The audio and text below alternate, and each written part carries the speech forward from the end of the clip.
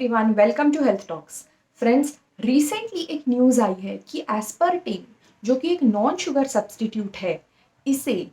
शायद carcinogenic category of substances में include किया जा सकता है और शायद बहुत जल्द ही WHO and international agency for research on cancer यानी कि IARC जो है वो एस्पर्टेन को पॉसिबली कार्सिनोजेनिक सब्सटेंसेस यानी कि group 2B of classification of carcinogenic substances में इंक्लूड कर सकता है। तो फ्रेंड्स, इस वजह से क्या है कि काफ़ी सारे डायबिटीज़ के पेशेंट्स को ऐसा लग सकता है कि अदर देन एस्पर्टेन जो बाकी के नॉन शुगर सब्सटीट्यूट्स हैं, क्या वो भी कार्सिनोजेनिक है। और उसी के साथ ऐसा भी लग सकता है कि कहीं वो अपनी हेल्थ को बेनिफिट के जगह हार्म तो नहीं कर रहे नॉन शुगर सब्सटीट्यूट्स कंज्यूम करके, या फिर काफ़ी लोगों को जो कि अपने हेल्थ को लेके बहुत ज़्यादा कॉन्शियस है, इसीलिए वो लोग शुगर के जगह पे नॉन शुगर सब्सटीट्यूट्स कंज्यूम करते हैं। तो उन्हें भी ये एक क्वेश्चन आ सकता है कि क्या उन्हें शुगर कंज्यूम करनी चाहिए या नॉन शुगर सब्सटीट्यूट्स। काफ़ी लोग वेट लॉस के लिए भी नॉन शुगर सब्सटीट्यूट्स का इस्तेमाल करते हैं और इसीलिए फ्रेंड्स, मैं आज का ये वीडियो लेकर आई हूँ जहाँ पे हम ये सभी टॉपिक्स डिस्कस करेंगे। तो सबसे पहली बात फ्रेंड्स, मैं बताना चाहूँगी कि कार्सिनोजेनिक सब्सटेंसेस क्या होते हैं। तो कार्सिनोजेनिक सब्सटेंसेस ये ऐसी चीज़ें हैं जिनसे कि कैंसर होने के चांसेस बॉडी में बढ़ जाते हैं, या ऐसे सब्सटेंसेस जिनके एक्सपोजर से या जिनका इस्तेमाल हम करने से हमें कैंसर होने के चांसेस हो सकते हैं, ऐसी चीज़ों को कहा जाता है कार्सिनोजेनिक सब्सटेंसेस। और WHO यानी कि वर्ल्ड हेल्थ ऑर्गेनाइजेशन ने इस कार्सिनोजेनिक सब्सटेंसेस को अलग अलग क्लासिफिकेशन या अलग अलग कैटेगरीज में डिवाइड किया है, जहाँ पे group 1, group 2A, group 2B and group 3 ऐसे 4 टाइप्स के कैटेगरीज बनाए हुए हैं। और यहाँ पे एस्पर्टेन को शायद ग्रुप 2B के क्लासिफिकेशन में डाला जा सकता है, जो कि है पॉसिबली कार्सिनोजेनिक, यानी कि शायद कार्सिनोजेंस इनमें प्रेजेंट होते हैं और इनसे कैंसर हो सकता है। तो फ्रेंड्स, यहाँ पे सबसे बड़ा सवाल ये आता है कि क्या एस्पर्टेन के साथ साथ बाकी के नॉन शुगर सब्सटीट्यूट्स जो है वो भी कार्सिनोजेनिक है, या फिर डायबिटीज़ के पेशेंट्स को ये सवाल आता है कि क्या हमें नॉन शुगर सब्सटीट्यूट्स कंज्यूम करने चाहिए। तो फ्रेंड्स, सबसे पहले मैं बता दूं कि नॉन शुगर सब्सटीट्यूट्स यानी कि क्या, नॉन शुगर सब्सटीट्यूट्स जो होते हैं जिन्हें हम कॉमन लैंग्वेज या लोकल लैंग्वेज में शुगर फ्री के नाम से जानते हैं, तो ये शुगर फ्री जो हम इस्तेमाल करते हैं अपने रोज़मर्रा के खाने में, या फिर अब हमारे मिल्क शेक्स में या स्वीट्स में, या हम देखते हैं कि पहले तो सिर्फ डायबिटीज़ के पेशेंट्स ही, क्योंकि उन्हें शुगर या डायरेक्ट ग्लूकोज का कंजम्पशन रिस्ट्रिक्टेड होता है, तो इसीलिए लोग इस शुगर फ्री यानी कि नॉन शुगर सब्सटीट्यूट्स का इस्तेमाल करते थे। लेकिन आजकल के ज़माने में जहाँ पे लोग काफ़ी ज़्यादा हेल्थ कॉन्शियस हो रहे हैं, वहाँ पे लोग शुगर फ्री का इस्तेमाल नॉन डायबिटिक पेशेंट्स या नॉन डायबिटिक लोगों में भी बढ़ चुका है। तो फ्रेंड्स, मुझे यहाँ पे एक इम्पॉर्टेंट चीज़ ये बतानी है कि शुगर फ्री यानी कि नॉन शुगर सब्सटीट्यूट्स जो है, इनमें कैलोरीज लगभग ना के बराबर होती है, और इसीलिए ये जो है नॉन शुगर सब्सटीट्यूट्स, ये हमारी टंग यानी कि हमारे जीवा को जो है वो एक स्वीटनेस का एहसास तो ज़रूर दिलाती है, लेकिन हमारी बॉडी या हमारे ब्लड में जाने के बाद ग्लूकोज जैसी कोई एक्शन नहीं दिखाती, और इसीलिए हमारे ब्लड शुगर लेवल्स मेंटेन रहते हैं और इनमें कैलोरीज भी नहीं होते या लगभग ना के बराबर होते हैं। इसीलिए इनसे हमारा वेट गेन भी नहीं होता, ऐसा समझा जाता है। और इसीलिए फ्रेंड्स, काफ़ी लोग जो है वो जो नॉन डायबिटिक होकर भी इन नॉन शुगर सब्सटीट्यूट्स का इस्तेमाल करते हैं।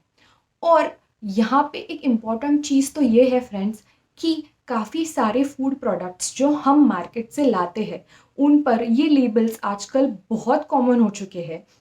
कि शुगर फ्री या डाइट फूड, और उनमें हमें यही लगता है कि ये एक हेल्दी ऑप्शन है इंस्टेड ऑफ बाइंग ऐसे फूड प्रोडक्ट्स जिनमें शुगर है या फिर जिनमें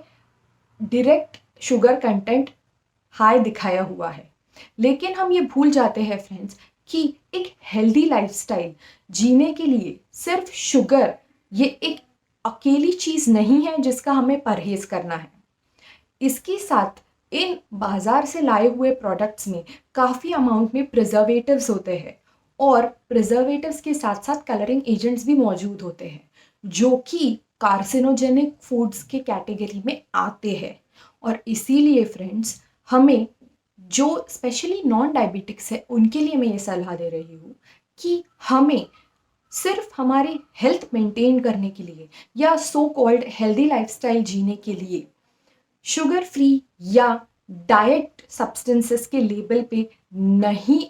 फंसना है और हमें इस चीज़ के ऊपर ध्यान देना है कि हम नेचुरली कैसे हमारे बॉडी को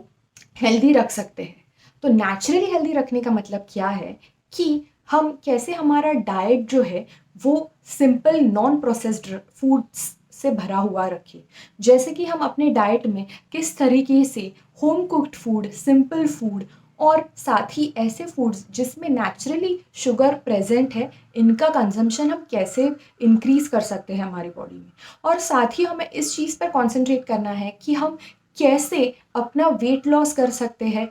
बाय एक्सरसाइज। एक्सरसाइज ये इक्वली इम्पॉर्टेंट है हमारे डाइट के साथ साथ अगर आप वेट लॉस करना चाहते हैं या फिर अगर आप एक हेल्दी लाइफस्टाइल मेंटेन करना चाहते हैं। और इसीलिए फ्रेंड्स हमें नॉन शुगर सब्सटीट्यूट्स का इस्तेमाल जो नॉन डायबिटिक है उन लोगों में मोस्टली अवॉइड करना है because even non-sugar substitute do not play an important role in weight loss। ये चीज़ WHO रिसेंटली मई 2023 में डिक्लेयर कर चुका है अपने लेटर में। तो इसीलिए फ्रेंड्स ये चीज़ तो साबित हो चुकी है कि लॉन्ग टर्म वेट लॉस या लॉन्ग टर्म हेल्दी लाइफस्टाइल के लिए नॉन शुगर सब्सटीट्यूट्स ये एक हेल्दी ऑप्शन नहीं है।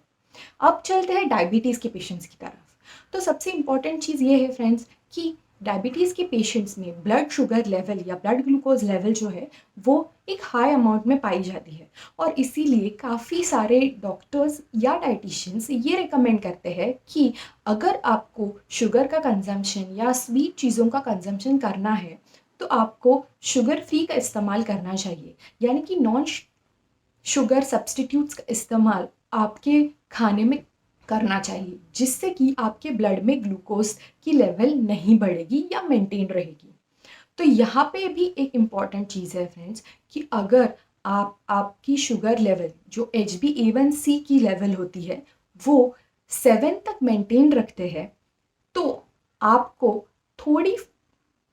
अमाउंट में शुगर खाना अलाउड होता है। लेकिन इस चीज़ के साथ फ्रेंड्स मुझे यहाँ पे एक इम्पॉर्टेंट चीज़ ये बतानी है कि डायबिटीज़ के पेशेंट्स को भी एक्सरसाइज करना बहुत ज़्यादा ज़रूरी है अपने इस एक्सेस कंजम्पशन ऑफ शुगर को मेंटेन करने के लिए। दूसरी चीज़ ये है कि नॉन शुगर सब्सटीट्यूट जो है ये डायबिटीज़ के पेशेंट्स के लिए एक बहुत अच्छी चीज़ है क्योंकि जैसे कि मैंने पहले बताया कि कैलोरीज नहीं बढ़ेंगे जिससे कि डायबिटीज़ के पेशेंट्स का वेट गेन नहीं होगा और साथ ही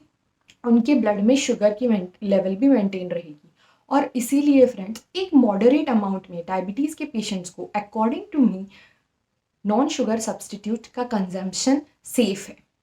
लेकिन फ्रेंड्स इससे ज़्यादा इम्पॉर्टेंट चीज़ ये है कि हम कॉन्सेंट्रेट करें एक हेल्दी लाइफस्टाइल क्रिएट करने में जहाँ पे हम ज़्यादातर इस्तेमाल करें होम कुक्ड फूड्स का, जहाँ पे हमें घर पे बनाई हुई चीज़ों की वजह से या घर में कुक किए हुए चीज़ों की वजह से कम एक्सपोज हो ऐसे कार्सिनोजेंस से जो कि प्रेजेंट होते हैं बाहर के